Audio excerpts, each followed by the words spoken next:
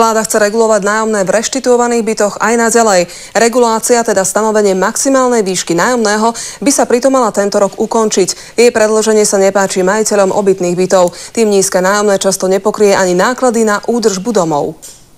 Problém sa ťahá od pádu komunizmu. Na jednej strane stoja nájomníci, ktorí v minulosti dostali byt, investovali doňho peniaze, ale nikdy si ho nemohli odkúpiť, pretože dom už mal svojho majiteľa. Bývame tu už takmer 40 rokov.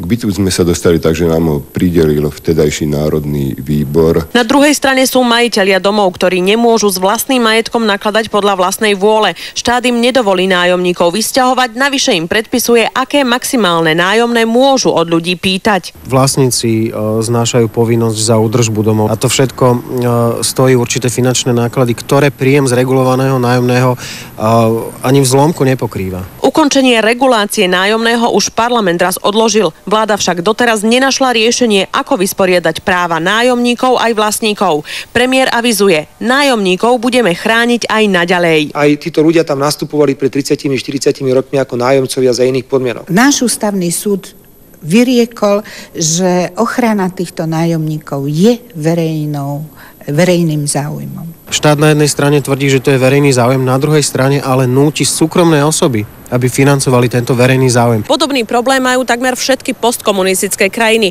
Poľskí, českí, ale aj slovenskí reštituenti sa už obrátili aj na Európsky súd v Štrasburgu. Ten v prípade poľskej reštituentky už povedal, že regulácia nájomného porušuje jej vlastnícke práva. Tatiana Novotná, televízia Markíza.